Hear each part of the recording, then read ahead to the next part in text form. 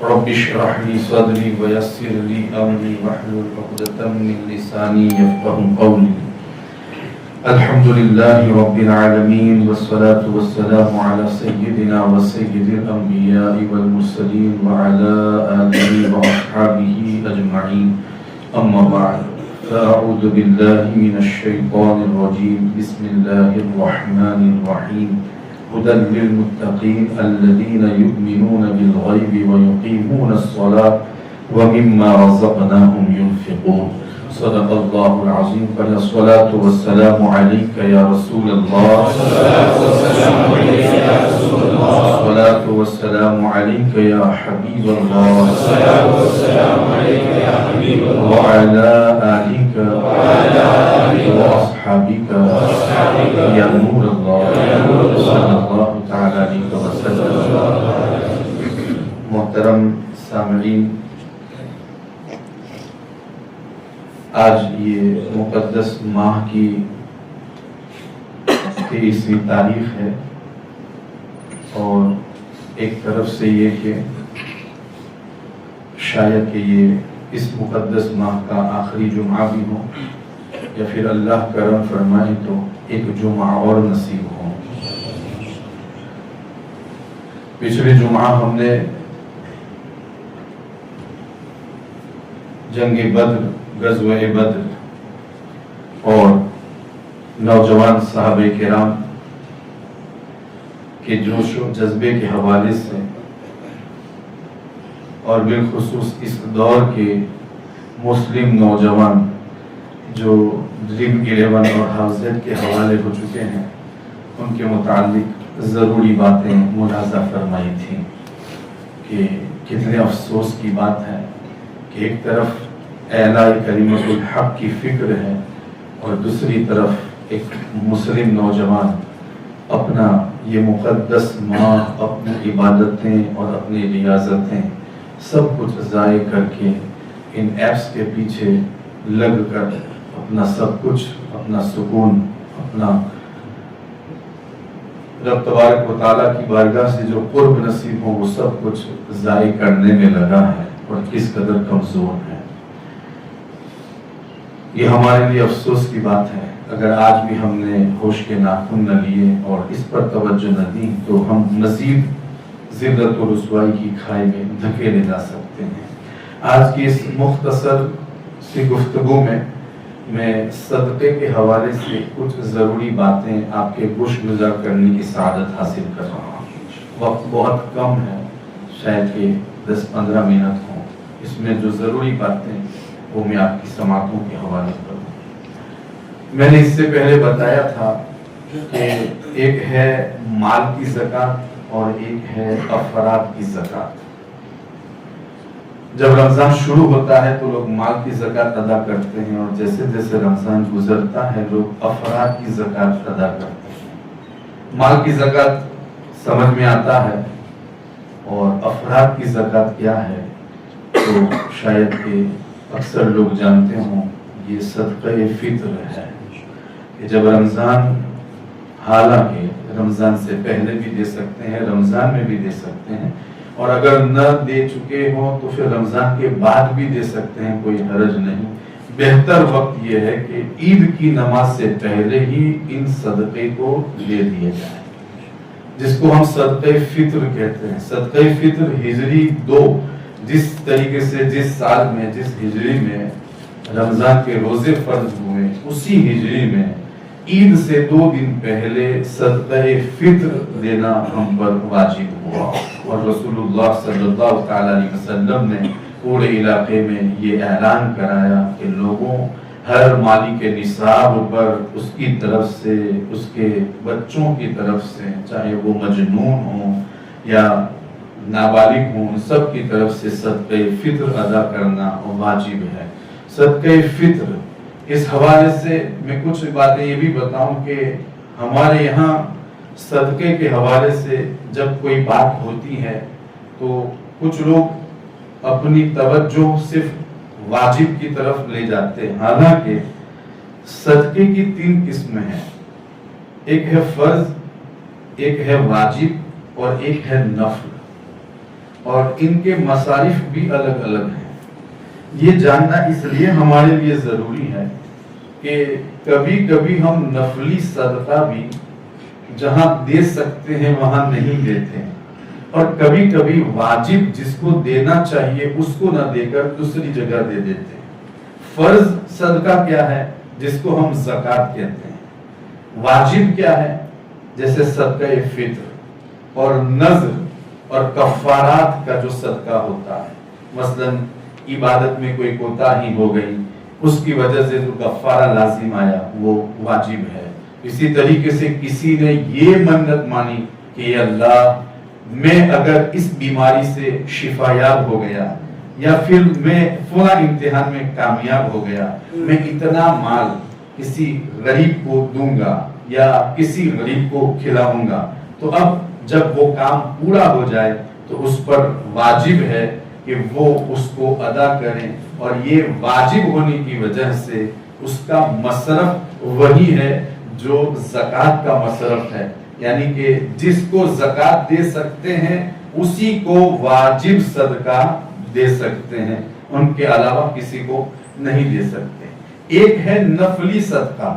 نفلی صدقہ کہ انسان آئے دن اپنی کمائی میں سے کچھ نکال کر کسی کو دے دے. جیسے آج کل ہمارے یہاں ہوتا ہے، سفر پر روانہ ہوئے، راستے میں کوئی غریب ملا اس کو دے دیا.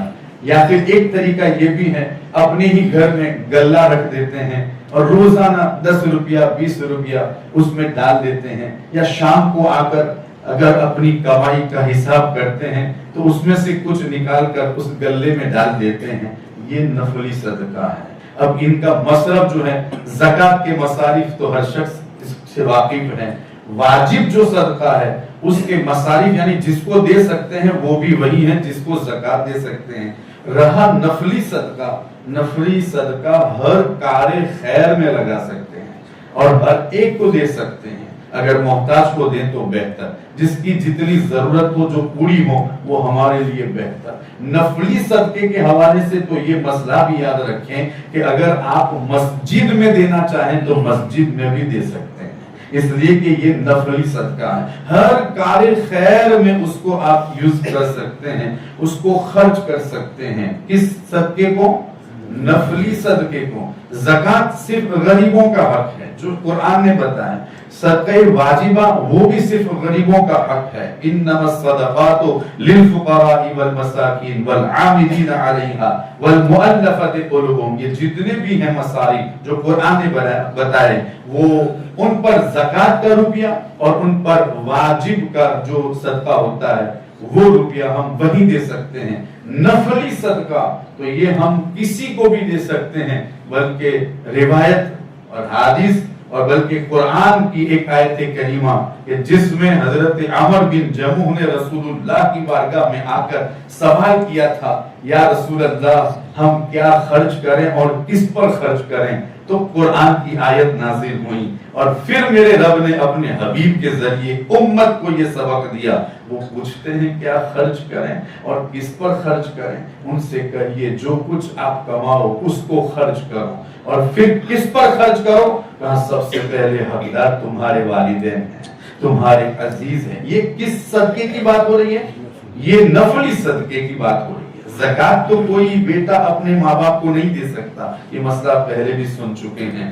لیکن جو نفلی صدقہ ہے اپنی کمائی میں سے کچھ نکال کر سب سے پہلے جس کو دینا چاہیے وہ ہمارے والدین ہیں، اس کے بعد ہمارے بھائی بہن ہیں اور ہمارے قریبی رشتے دار ہیں. یہ قرآن کا اعلان ہے کہ تم نفلی صدقہ. تو پھر وہ لوگ جو کہتے ہیں کہ نا یہ تو صدقہ ہے، جو صدقے کی رقم ہم خرچ نہیں کر سکتے. یاروں صدقے کی 3 قسمیں میں نے آپ کے سامنے پیش کی ہیں. زکوٰۃ آپ خود خرچ نہیں کر سکتے، وہ صرف غریبوں کا حق ہے. واجب وہ غریبوں کا حق ہے. نفلی صدقہ آپ کسی کو بھی دے سکتے ہیں. تو پھر اس حوالے سے ہمیں یہ فرق معلوم ہو جانا چاہیے کہ ہم بار بار جو نفلی صدقہ دیتے ہیں، ہاں غریب ہوں، محتاج ہوں، ضرورت مند ہوں، جو اپنی ضرورت پوری نہ کر سکتا ہوں، جو کما بھی نہ سکتا ہوں، تو پھر ان کو یہ دینا بہت افضل ہے، بہتر ہے.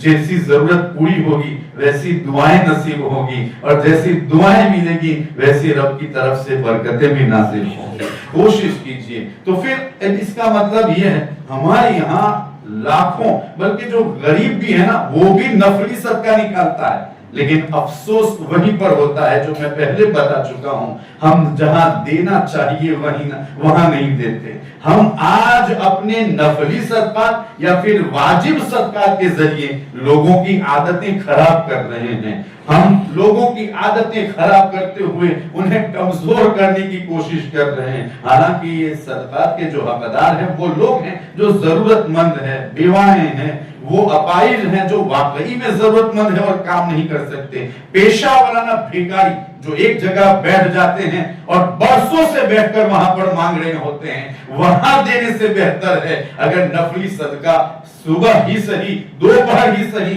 या रात ही सही अपने माँ बाप को दें अगर उनको जरूरत हो, या फिर अपने भाई बहनों के लिए उसको जमा कर दें, फिर उनको दें। हमारा अक्सर सदका, बल्कि वाजिब जो ज़कात हम पर फर्ज है देना, वो भी हमारी रकम ऐसे पेशा वाराना भिखारियों की नजर हो जाती है।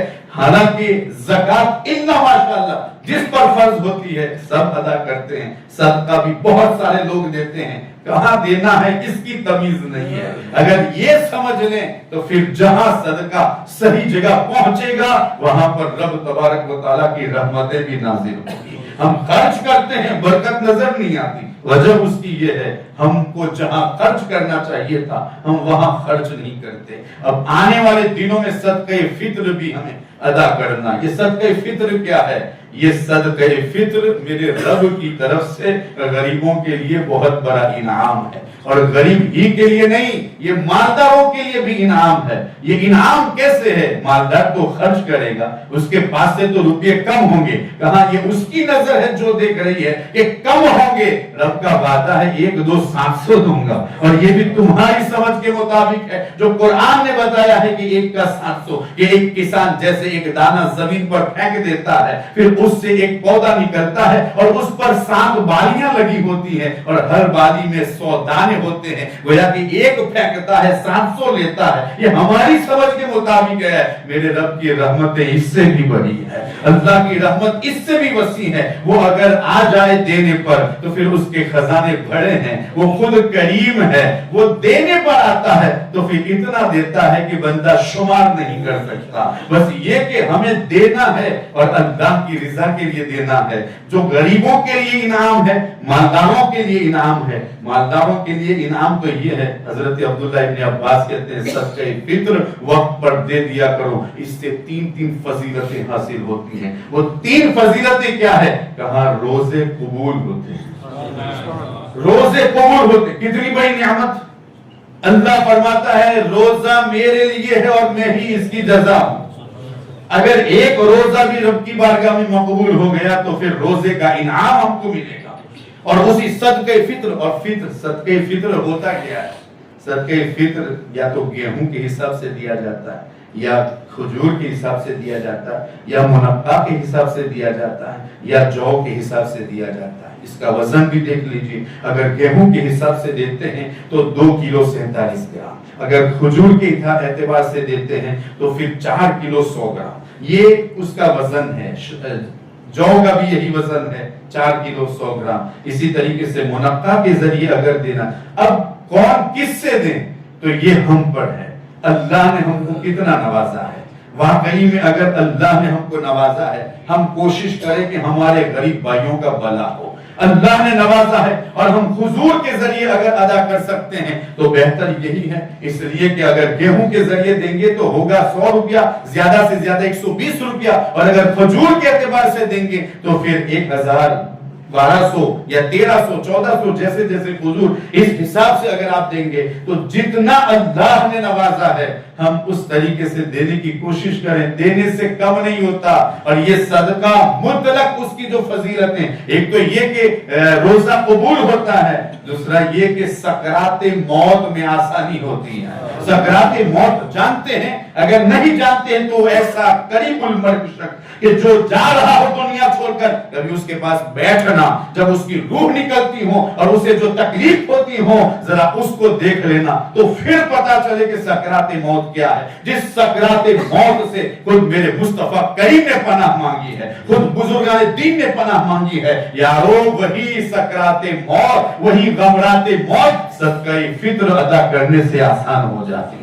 اور تیسری فضیلت حضرت عبداللہ ابن عباس روایت کرتے ہیں کہ اللہ رب العزت اسے عذاب قبر سے محفوظ فرماتا ہے. اندازہ تو لگائیں، صدقہ فطر 100 روپیہ، 120 روپیہ، زیادہ سے زیادہ 1000 روپیہ، یہ 1000 روپیہ غریب کو دینا ہمارے لیے کتنی فضیلت لاتا ہے. ابھی میں نے تو صدقے کی وہ فضیلتیں اور حدیث پڑھی نہیں جو 8 روایت جمع کی ہیں کہ جس میں بتایا گیا یہ صدقہ کیا ہے. صدقہ بلاؤں کو دور کرتا ہے، صدقہ برے خاتمے کو دور کرتا ہے، صدقہ رب کے غضب کو دور کرتا ہے، صدقے کی وجہ سے بندے کی عمر میں برکت ہوتی ہے، صدقے کی وجہ سے بندے کے رزق میں برکت ہوتی ہے، صدقے کی وجہ سے بندے کی زندگی میں سکون نصیب ہوتا ہے، صدقے کی وجہ سے رب تبارک و تعالی گھروں میں خوشحالی کی زندگی نصیب کرتا ہے، ان کا معاشرہ بہترین معاشرہ ہوتا ہے. صدقے کی بنیاد پر رب تبارک و تعالی برا خاتمہ، یہ برا خاتمہ کیا ہے؟ برا خاتمہ یہ ہے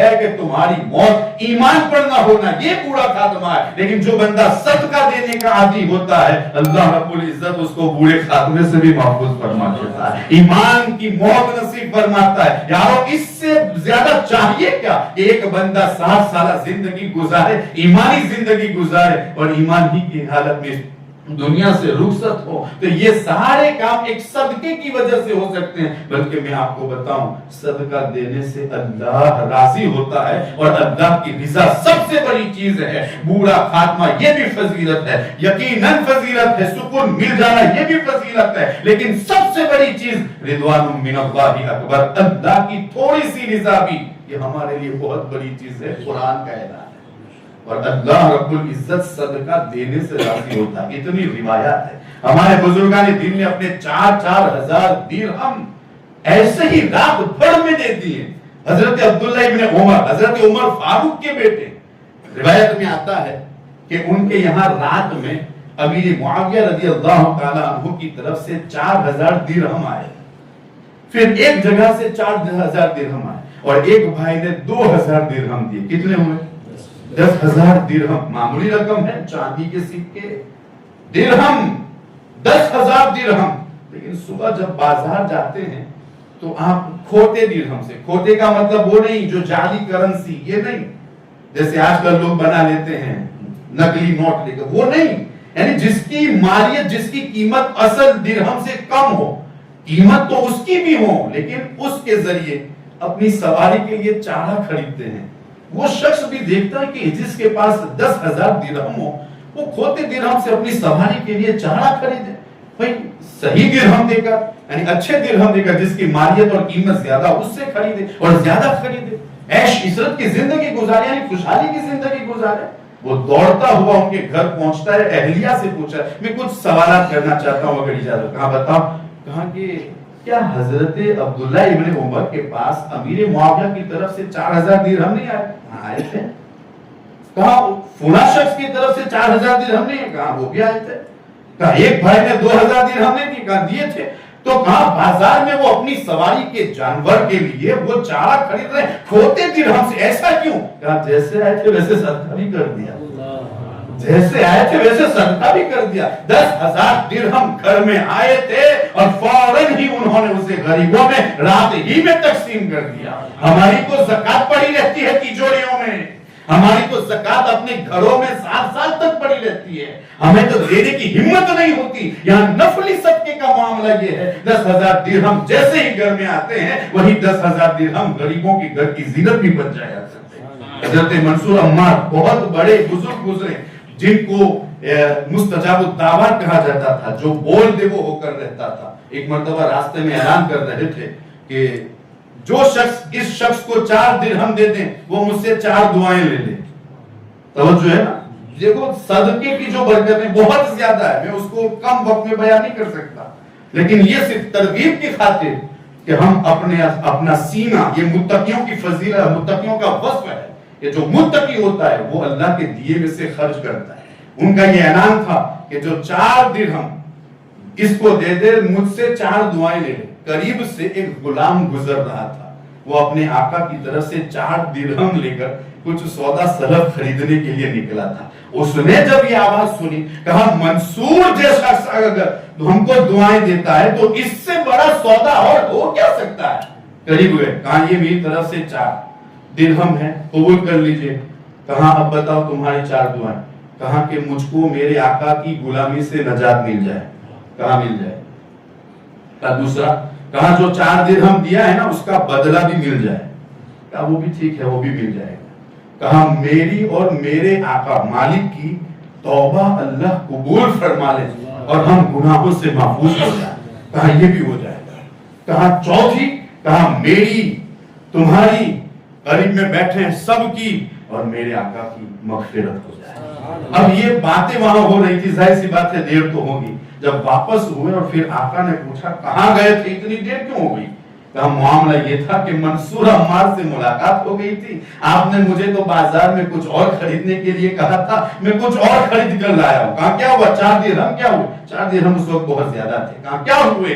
کہا معاملہ یہ ہے کہ منصور عمار آواز لگا رہے تھے کہ مجھ سے 4 دعائیں لے لیں اور 4 درہم اس شخص کو دے دے جو ضرورت مند ہے، تو میں نے ان سے وہ سودا کر لیا۔ کہا کیا ہوا؟ تو پھر وہ جو دعائیں جو مانگی تھیں، جو آفر کی تھیں، تو اس کے بارے میں بتایا۔ کہا کیا ہوا؟ کہا کہ میں نے کہا کہ مجھ کو آزادی مل جائے، تو اسی وقت آقا کہتا ہے جا تو آج سے آزاد ہے۔ کہتے ہیں کہ پھر دوسرا کیا؟ کہا کہ میں نے کہا کہ یہ جو 4 درہم دے رہا ہوں اس کا بدلہ بھی مجھ کو مل جائے۔ پھر دوسرے غلام کو آواز دیتا ہے، کہا 4000 درہم لا کر اس غلام کو دے دو، اس غلام کو دے دو۔ کہا تیسری کیا تھی؟ کہا کہ میں نے کہا کہ مجھے اور میرے آقا کو گناہوں سے توبہ کی توفیق مل جائے۔ کہتے ہیں کہ اسی وقت اس کی زبان پر استغفار جاری ہو گیا اور استغفر اللہ، اور اس نے وعدہ کیا کہ آج کے بعد میں کبھی گناہوں کی طرف نہیں لوٹوں گا۔ کہا چوتھی کیا؟ کہا منصور کی، وہاں جو بیٹھے تھے سب کی، اور پھر میری اور تمہاری بخشش ہو جائے۔ دیکھو 3 میرے بس میں تھی، وہ میں نے تمہیں دے دی، چوتھی میرے بس میں نہیں ہے۔ روایت میں آتا ہے کہ ادھر وہ رات میں سویا، اس کا آقا اور رب تبارک و تعالیٰ کی طرف سے اس کے لیے اعلان ہوتا ہے 3 جو تیرے بس میں تھی تو نے کر دی، ایک میرے بس میں ہے، میں نے تیری بھی، تیرے غلام کی، منصور کی، اور جتنے قریب بیٹھے تھے میں نے سب کی مغفرت۔